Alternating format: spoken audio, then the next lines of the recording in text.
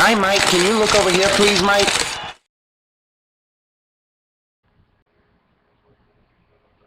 Hi, it's your buddy Mike Messier with the Messier Moment. On this very special Messier Moment, we have 6 points of interest. 6 points of interest. So let's get started, shall we? And what are these points of interest? Well, they're advices, pieces of thoughts, wisdoms, insights, if you want to call it that. So the first thing is, number 1, pick your spots.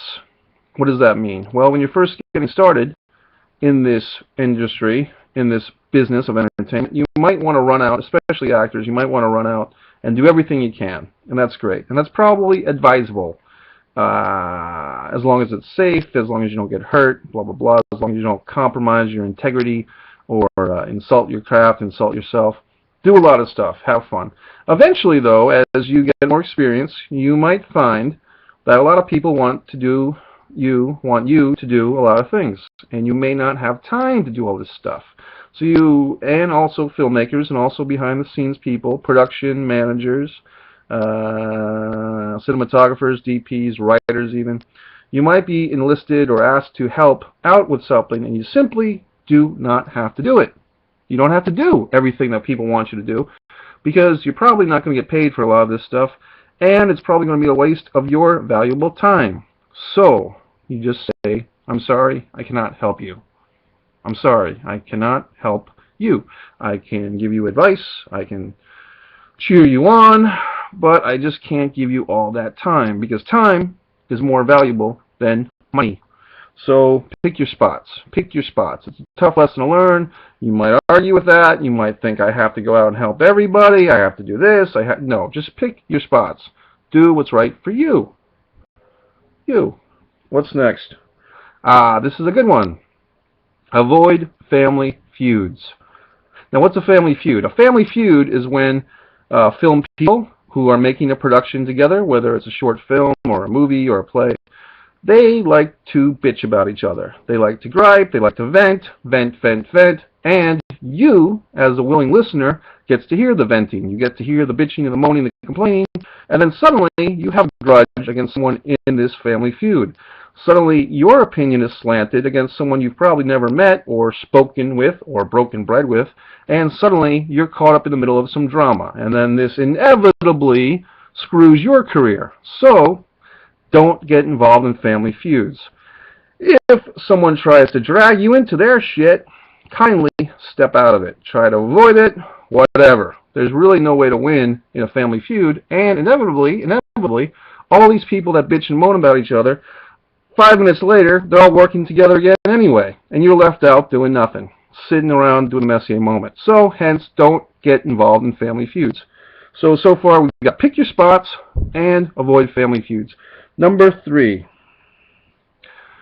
don't fuck your actors. Yes, if you are a filmmaker and you want to have sex with someone, don't have sex with your actors, because inevitably this is going to haunt you. This is going to come back, and you're going to be the filmmaker or the whoever who likes to penetrate your actors. So if you're an actor or an actress, do not fuck the director, because then you're just going to be the slut. So don't do it. Don't fuck your actors. Have sex all you want with a condom, but do it with people outside the industry, people that you're not working with, because then things stay uncomplicated. Number 4, so we have pick your spots, avoid family feuds, don't fuck your actors, and a partridge in a pear tree. So number 4, make your own projects. Now this has been beaten to death, this drum, everybody says it, but don't sit around. Do not sit around and wait for the phone to ring from such and such, and oh my god, I got this audition, and I'm going to New York, and all this shit. Do your own thing. Make your own project. Write your own script. How do I do it? Well, we'll get to that in future weeks. But in the meantime, if you don't believe me, Mike Messier, with the Messier Moment, when I say make your own projects, generate your own projects, believe the one and only Sylvester Stallone, that's Sylvester, who says in this magazine article that I've kept, and I keep on my wall of fame, Sylvester Stallone says, the article says, Rocky won the Best Picture in I'm going to put my reading glasses on now. Yep, that's right. So you go from Superman to Clark Kent. Yeah. So I'm going to tidy up my hat with my sweaty brow. So now I'm reading for you. I'm actually reading on the Messier moment. It says, Rocky won the Oscar for Best Picture in 1977. Stallone still feels like an underdog.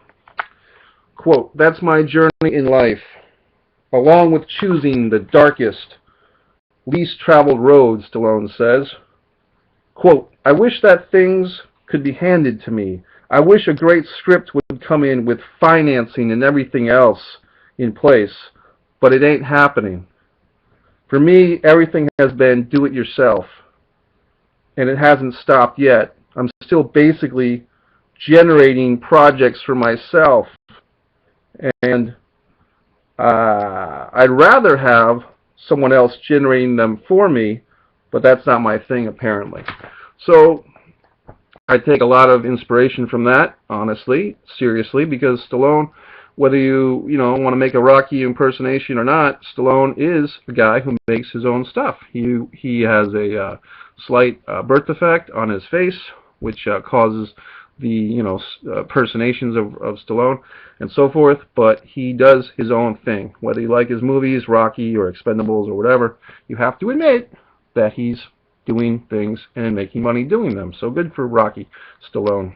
And what else on the hit list? See, I even made a nice little Schtick Man a post-it note.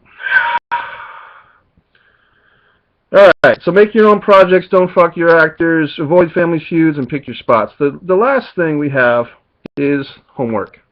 Now last week you were assigned, kind listener, to go out and get the book Zen and the Art of Making a Living. Did you do such?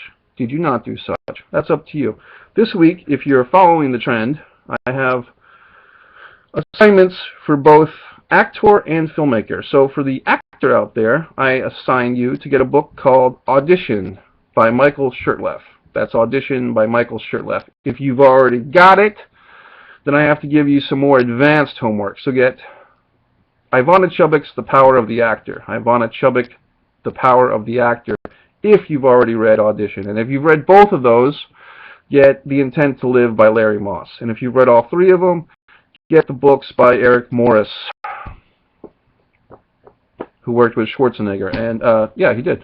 So then, if you get all those books and you're done, then tell me to read a fucking book once in a while. So now the next one is, for all the filmmakers out there, I assign you to get a book you probably never heard of, Movie Maker's Masterclass, Private Lessons from the World's Foremost Directors by Laurent Terrard. And I'm going to just read a little quote, if I can find it. Sidney Pollack, who you might have seen in the movie Eyes Wide Shut. Sidney Pollack did Out of Africa and other great films. He says, Sidney Pollack on page 15, and I've highlighted it and circled it in red, I think there are basically two kinds of filmmakers. Those who know and understand a truth which they want to communicate to the world, and those who are not quite sure what the answer to something is and who make the film as a way to try and find out. That's what I do. So that's Sidney Pollack. Great inspirational words. Now, why do I sit here and tell you to read books? To me, you don't have to. You really don't. You can run out like a chicken with your head cut off and try to do everything you want. But to me, I find that a relaxing time, if I have the time to sit and read a book about the entertainment business, is helping me. It's helpful. It puts me in the right mindset. It teaches me things from people that have achieved great success on a national and international level. Nothing wrong with the local level, but let's face it, if you're trying to climb that ladder and achieve your fullest potential, you want to learn from the masters. And those are people that are in this type of book. So you read the book and you feel good. Whoa! Alright, so that's about it. The Messier moment has come to a shocking conclusion, and we're going to say this. Go to MikeMessier.com, ChrisandtheCoffeeGirl.com, WrestlingWithSanity.com, BloodSugarSidAce.com. Thanks to David Year, and J.R. Hepburn, and Junior Hepburn, and Russell Shippey, the great graphic designer and editor of the Messier moment. Thanks to all those that are helping, and all the other people, and all the world's children. So that's it, and thank you so much for doing nothing, because I've done all the work pretty much on the Messier moment. But thanks for watching. Good night. God bless you. Hi, Mike. Can you look over here, please, Mike?